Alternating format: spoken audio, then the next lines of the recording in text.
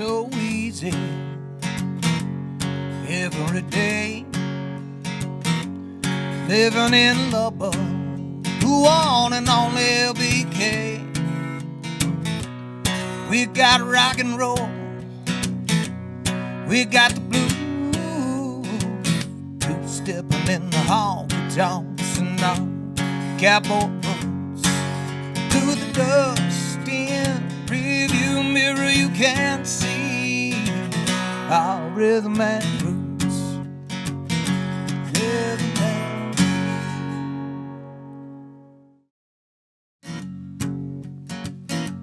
Back in mid-March 2024, the LBK Rhythm and Roots crew traveled to Austin, Texas, where we interviewed Brendon Anthony, who was then director of the Texas Music Office. Brendon has since left the TMO and is now the vice president of the Big Loud Texas record label.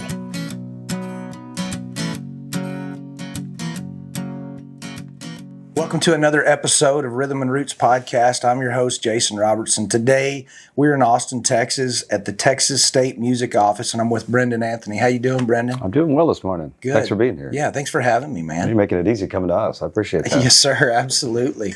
So you guys are super busy this week. South by Southwest is going on. It's like having a couple Super Bowls dropped on us at once. And we prepare for it, and then it shows up, and it is incredibly busy. And then we're back to business as usual next week. So what is exactly your role in the South by Southwest? How do you guys participate and navigate your office through that and assist the artist in South by Southwest? It's multi-layer. I mean, we are a mesh point for all sorts of different entities that want to talk to state government in some way. I represent the governor of Texas, and so forming a human connection between business thought leaders here from around the United States, but a ton from international delegations. They need to find that connection with the governor's office, and probably more importantly, our tools that we have to offer in terms of economic development, incentive programs, business assistance programs, that sort of thing. But forming that human mesh point is what I and some of my other agency head counterparts do a lot of during South by. This time I spoke with the Irish delegation, the German delegation, French delegation, met with several others sort of unofficially, but those were official.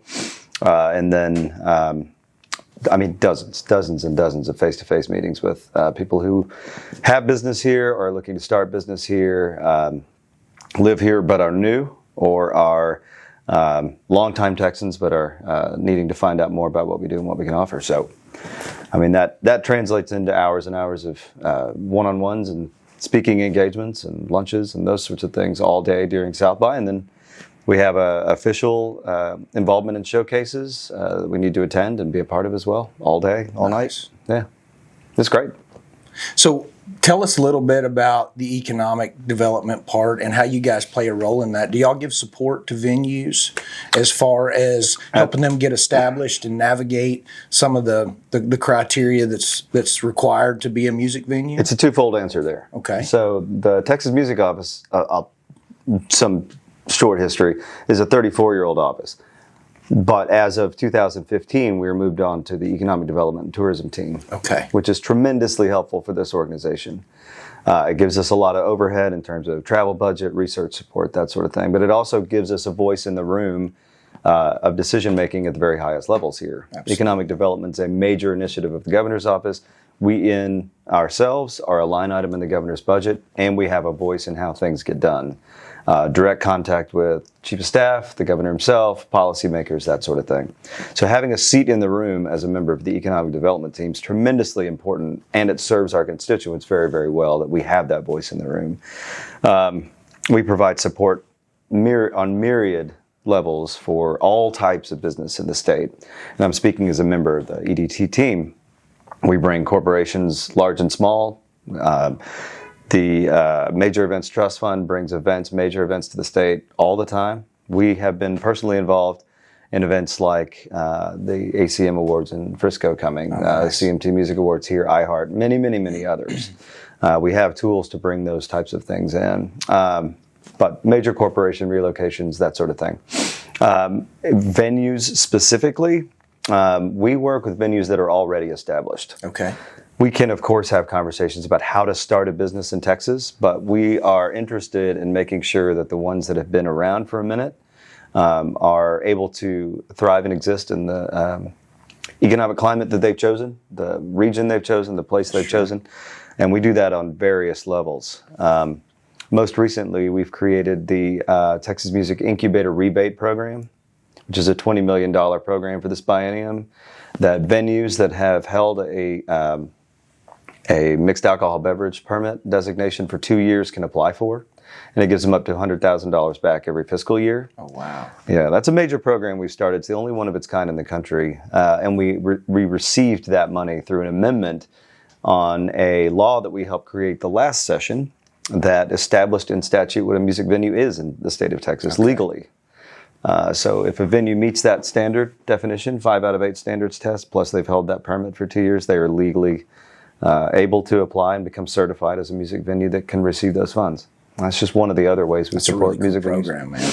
Music venues and music businesses of all type, we hope, are supported through the Music Friendly Texas program that we created in 2016 and certified our first city in 17. That was Fort Worth. Lubbock's a part of that program. Yes, sir.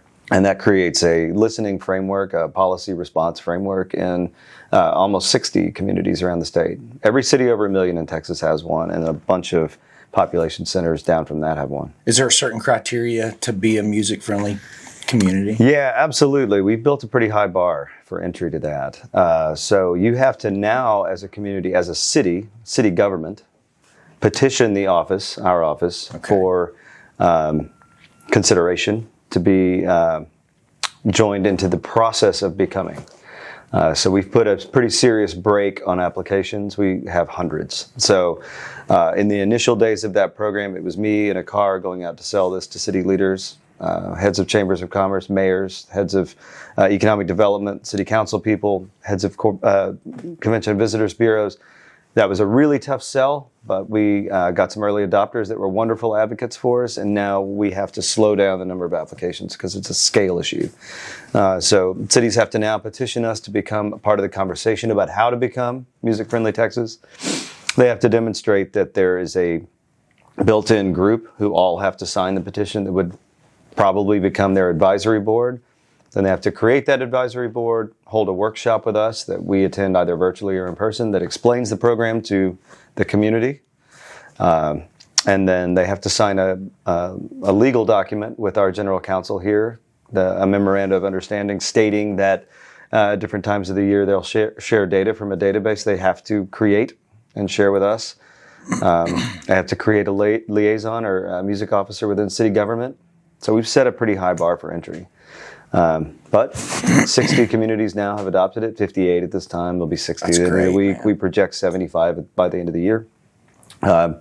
Really proud of that program. It's the only program like it in the world. Sounds like that was kind of your baby. You were boots on the ground at the inception of that, trying to get that rolling.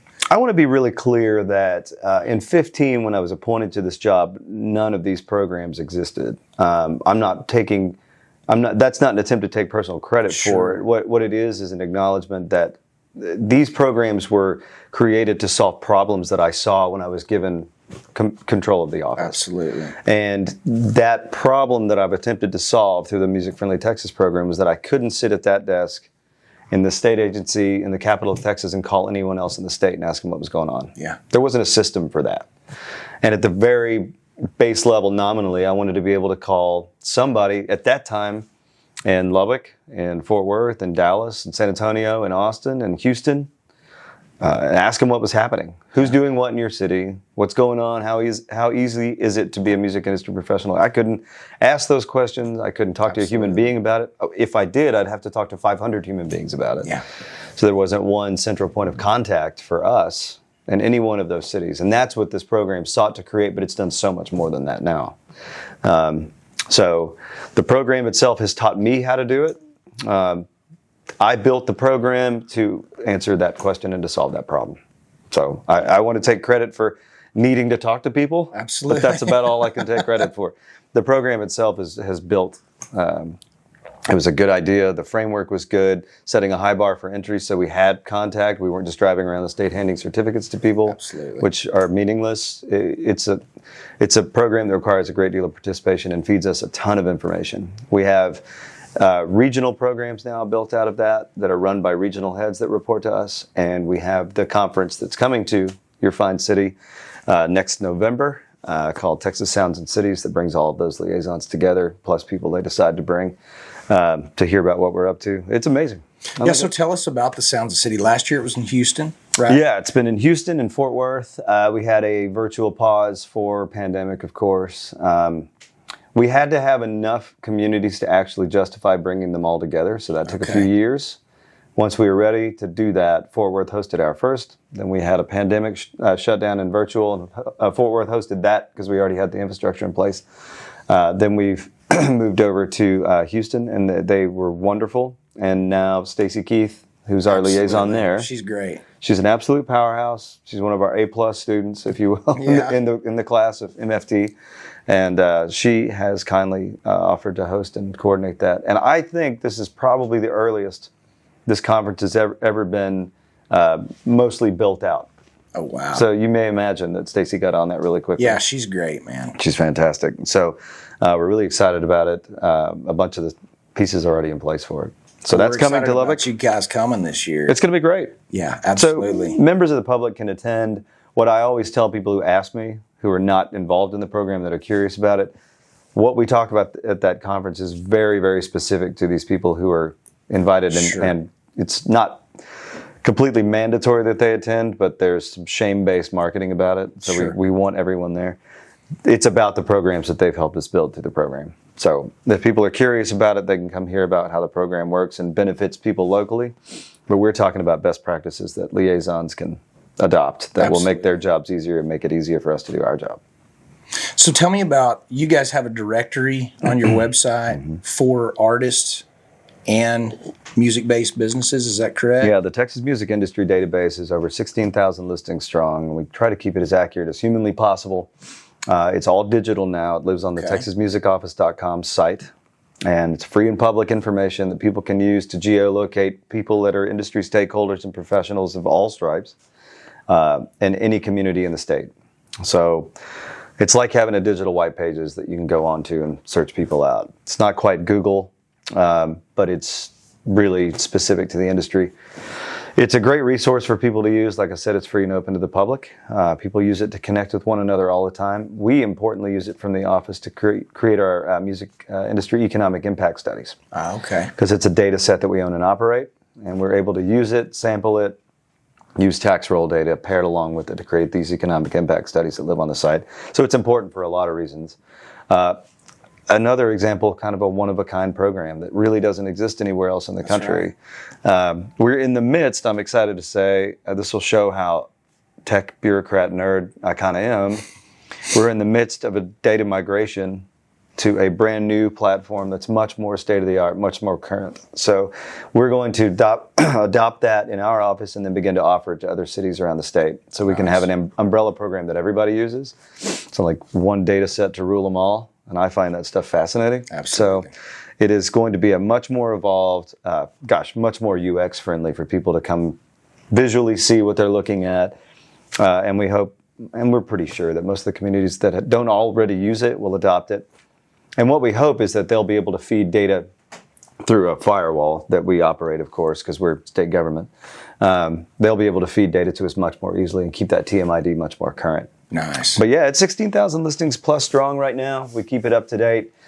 We have interns every semester whose one of their primary jobs is to call and sample data from that thing to make sure that those people still are living and working in the system. And so they keep it up to date as possible.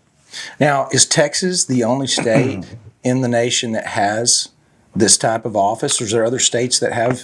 Yeah, so I'll give you a really clear answer there by saying that we are the only state in the country that has an office like ours that functions the way we do. Okay. We helped. We were there in the advising process every step of the way with the state of Tennessee, who has just created an office that will, I hope, for them, look like ours in 34 years. probably will take them less time to get up to speed. We've built a roadmap that other states around the country can look at, pick and choose from, and emulate. Tennessee's been the first to do that, though. And we were as collaborative as we could possibly be with them as they try to build that out. And the guy that's taken that role, Jimmy Wheeler, is going to do a wonderful job there. The differentiator there, though, is that I was appointed by the governor of the state. I have a ton of autonomy to do things that I think are good for this office, but more importantly, good for the people of Texas that we serve. And I have an incredible amount of support directly from the top to do those things. I would advise anyone who's interested, any state that's interested, to set it up in a similar way. We work on economic development and tourism, like I've already mentioned, and we have a voice in that room. We have a seat at that table, no different than anyone else who serves on that council, and we have a direct line of communication to the boss when we need something done that's really important. Tennessee's not quite set up that way, and I think that'll present its own unique challenges, but it would also make that office look different. Absolutely. So they will figure out how to be the most effective they could possibly be. So to answer your initial question, we're the only state music office called blank state music office. Gotcha. And we are not film, we're not gaming, we're not multimedia, we are Texas music. And we're focused on serving as the voice for the Texas commercial music industry. And I can't be more clear on that. And there's not another state that can answer the question that way. So I'll say that. Very nice, man. Yeah. Thank you guys for all you do. Well, look, I spent my entire formative part of my career as a Texas touring and recording musician and artist. And I have never left Texas as a home base. Toured all over the world, but have never left Texas as a home base. And I feel strongly that we should be able to do that and build businesses in this space. And the fact, I felt strongly about that before I got this job, because I participated in it. I've never had another job besides an industry professional, music industry professional in the state of Texas. I've left to work in tech. I've left to work in artist relations. I've done other things besides touring and recording, but I feel strongly about it. And the fact that I get to work at this office and serve those people in that way is an honor, and it's a humbling experience every day. So I'd love to talk about your career as an artist Sure. and as a musician. Now, when did you start out? Where are you originally from? I grew up in College Station. Okay. And my dad taught at Texas A&M, and my brother and I both went. College Station's an interesting place, similar to Lubbock in that we have a giant student body sitting right next to a bunch of impressionable high school kids that, revere that institution, Absolutely. Tech and A&M respectively. So I grew up playing classical violin. Just to back it way up, I started around 3 or 4, classical violin. Wasn't prodigious by any stretch, but I was good at the instrument and worked really hard at it. And I came to that point that every kid that's done it for that long comes to, that they have to decide whether they're going to go that route. And a lot of my colleagues, as kids growing up, went to conservatory, Eastman, Berkeley, Juilliard. I was not cut out for that. I was not good enough. I wasn't devoted enough to it. And so I put it away for a minute. And what happened, and I will draw this line as clearly as I can, is the guy who became the drummer in Pat Green's band eventually was a friend of mine in high school. We met in 9th grade, and his dad and he came to me one time and said, "We heard you play violin. Have you ever played any country fiddle stuff or anything like that?" And I said, "No, I never have. I'm an appreciator." And recently to that event, I'd gone to see George Strait again and seen Gene Elders playing with him, and was kind of still mind blown by it. But I hadn't figured out how to make that jump from being this kid with a tie on to doing that. But they gave me a tape of Ray Price, and they said, "Learn this stuff or do your best." I still can't play like those guys, but they gave me that, and they said, "If you want to come play with our cover band, then you can come try." So I did. So I think that was, could have been 17, could have been 18 years old, and went and played with them. So my first paying gigs were around that time. And I think my first paying gig, I walked off the stage because I couldn't figure out how to make plugging in work. You know what I mean? Yeah. I mean, it's something everybody deals with, but mine was traumatic. So I figured, I tried to figure that out as quickly as I could. And that band was called Luck of the Draw. And I say that so we can all chuckle about it. But we played, the greatest country hits of the late 80s and 90s, like everybody did. And around about that time, after about a year of playing in that group, I met Corey Morrow. Mm-hmm. He was coming down to do some shows, and he played at a local bar called The Tap, and they let me in, even though I was not old enough to drink. And I met Corey, and Corey asked me to come play some things. So I played a couple shows with Corey, and one of the shows that he asked me to play was to open for Robert Earl Keen in College Station at the Wolfpen Amphitheater. The show got rained out. It was put on by John Dixon and Mark Shaberg. And so that's how far back I go with Dixon as well, who's always been incredibly kind and supportive of me. But I kept my backstage pass because I figured they'll reschedule it. Well, they did, but Corey couldn't make it because his sister was getting married. And they booked this friend of Corey's, Pat Green from Lubbock, who Corey suggested. It was like, just get my buddy to come play it. It didn't cost anything. Yeah. So they got Pat to come open for Robert. And I kept my backstage pass for Corey and snuck back in, as you do when you're 18 or 19 or whatever. And I met Pat after his set because he was really, even at that time, he'd had a few songs. Lloyd Maines had just produced his first record. Mm-hmm. So he had some concrete things put together. And you could tell, like, he was a charismatic guy then. Yeah. He still is, but he was... About mid-90s is when this was? Yeah. 96-ish. Yeah. Not absolutely certain. It could have been September 96, let's say. And he still had a natural kind of charisma and confidence, And I walked up to Pat and said, hey, man, you need me in your band. And he essentially said, paraphrasing, I don't know who you are, but, that's a lot of confidence. If you do want to play, we're playing at the Fidel House later on this week, tomorrow night. So show up and we'll see. And I played a 4-hour set with him, and he asked me to play the next night at Shadow Canyon, which I couldn't make. But he started calling more often over the next few months, and by the end of that year, I joined the band full time. I remember I was working a temp job during A&M. I was going to school at the time, and he called, somehow found my office line. I think my roommates told him my office line, and he called and was like, how'd you like to be in the band full time? And I stood up and left and drove to Waco and played a show. And we played around 75 to 100 shows that year. And I ended up bringing my friend, the drummer, from high school into the band, and he wrote Wave on Wave with Pat. Oh, wow. And our next door neighbor was Brett Danaher, who was also a part of the band for as long as I was. And that became the touring band that did Wave on Wave and Carry On and all those records that people liked of Pat's. And it started out of a kind of a chance meeting. But that's how my career got started. I played on the records with Pat, and many other Texas artists. Lloyd Maines became kind of a mentor to me. If he was sitting here, he'd shake his head about that because that's how he is. But he taught me everything I knew about, or know today even, about recording in the studio under a mic. And he would bring me in for sessions all the time. So I played on dozens of records that became Texas country standards around that time, because there was a big group of people that were coming through making records at the same time. And then I did every show with Pat for 15 years. And left the band in 2010 to help start a company here in town. That was the way I got off the road. But it was an incredible experience, and I still am in awe of this. But when I told Pat I was leaving, I offered to help him find a replacement for me, and he says there isn't one. And if you ever want to come back and play a show, you just call and let us know. You can come play anything you want. And I still do. So I still play about 20 shows with those guys. Well, you guys are coming to Lubbock.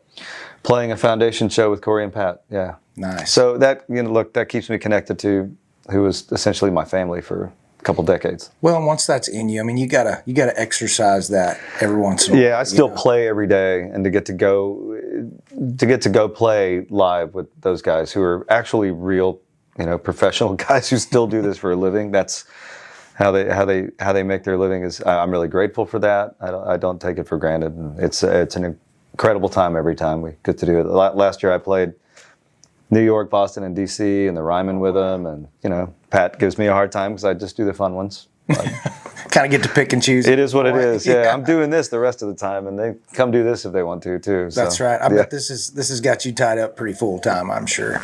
Well, yeah, and it should. I mean, it's an incredible opportunity to be able to work here and serve here. So yeah, it's got me tied up. I think people approach jobs like this in any number of ways, but I eat, sleep, and breathe this thing. So yeah.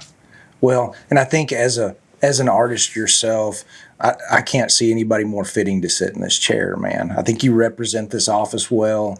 So thank you for all you do and all you've done to put this together. You know, for the other musicians like myself. You know, I appreciate you saying that. I'm, like I said, honored and humbled to do the job, and it's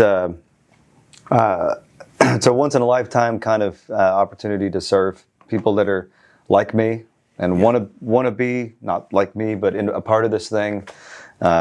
And I think it's our mission to make sure that environment, either from a regulatory, policy type perspective that we don't always think about all the time, but affects us every day, or just something as simple as keeping venues open so people can learn how to play, so they can get to those Moody Centers and Ryman auditoriums. They need the venues all over Texas to continue to exist so they can figure out how to write and how to play in front of people. That's right. So everything in between. We work in D.C. when we need to. We work at State House when we need to, and it's constant. So we want to make sure that people get paid for stuff. People don't get their stuff used that they haven't agreed to. That's right. Those venues stay intact. We're excited about staying on mission. Well, very cool, man. Yeah. Thank you for taking the time today to do this and to give us a little deep dive into this. We look forward to having you guys in November.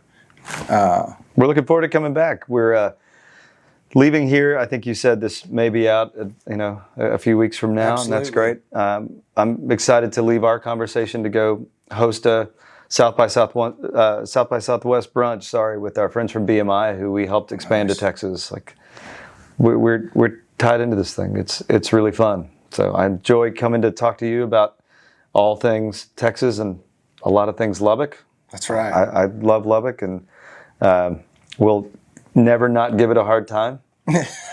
Like a lot of my friends that have left Lubbock say, that all the Joe Ely lines about Lubbock are true. They're great. They are, man. And it's a place that's produced some of our most iconic and generationally moving artists, and it's a really fun place to give a hard time to. It's well, great. they call it the great incubator. It's a great spot for songwriters to go get their feet wet. Yeah. To learn how to write and play with other people. There's lots of open jams for them to be able to get on stage and get that experience, and lots of venues to play, lots of live music. Man, there's something in the water for there sure. Is. Yeah, the guys that started the Cactus up there, and the folks that were part of. There was I didn't know this when I got this job. There was a West Texas Music Commission of all those guys, and they had representatives from South Plains on that too, and Lloyd and his Maines brothers were a part of that too. Man, they've got a lot of know-how. I mean, just a tremendous amount of real-world experience and know-how. And they're really helpful to me when I was getting started. One of the first big meetings, rooms full of people, where I had nothing to say other than I'm here to listen. I don't know what I'm doing in this job yet. Was in Lubbock. Scott Ferris hosted us. Oh, absolutely, yeah. And it was some of those guys from the old team of the West Texas Music Commission, and then a whole bunch of people in between, and then down to the really young, just getting started folks. And they filled a room up to hear me say nothing. I mean, really just say, I'm here to listen. I don't know what I'm doing here yet, except, trying to figure out and hear from y'all what we should do. So Lubbock has always played a big role in a lot of things, certainly here. I'm looking forward to going back and doing this there. And absolutely. Looking forward to coming to play that show there in April. We'll be looking for you, and we're so proud to be part of the Texas State Music Office. Yeah, man. Thank you for letting us do this here today. I really appreciate it. Thanks for being here and coming to do this. Absolutely. Enjoyed it. Yeah. Be looking for this episode on my LBK Connect TV channel. We'll also be on the City of Lubbock's YouTube channel, and the audio will be streamed anywhere you can find podcast streaming. So, Brendon, thanks again for having us here today, and we'll see you guys on the next episode. Thank y'all.